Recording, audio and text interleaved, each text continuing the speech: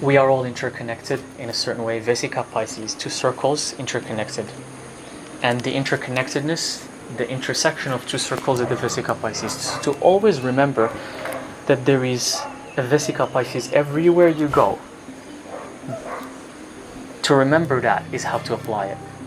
For example, your life is going to intersect with some other person's life. Now these 2 lives can be very different, opposites. But then when both of your lives, and that person may be your friend or your coworker or your parents or your cousins or whoever, when your life and their lives come together, the Vesica Piscis form. There's an intersection. And that intersection is how you learn. That's how you grow. That's how you learn new principles, new aspects about life, new emotions. That's how you learn how to control your mind, to control your emotions, connect them together. And also that's the mind and the emotions, Vesica Piscis as well. Here's another connection as well. That's also the Vesica Piscis.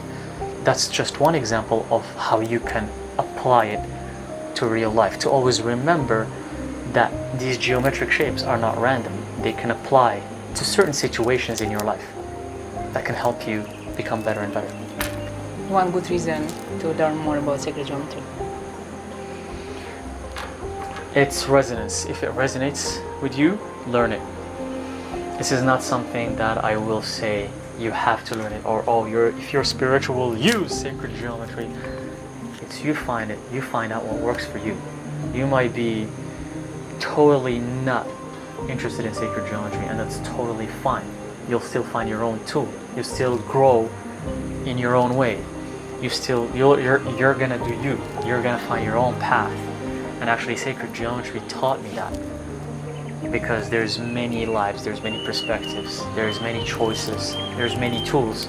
There's not only one truth, and that's what we always get caught up into believing. That we always believe there's always one truth. There isn't only one truth. There isn't only one path.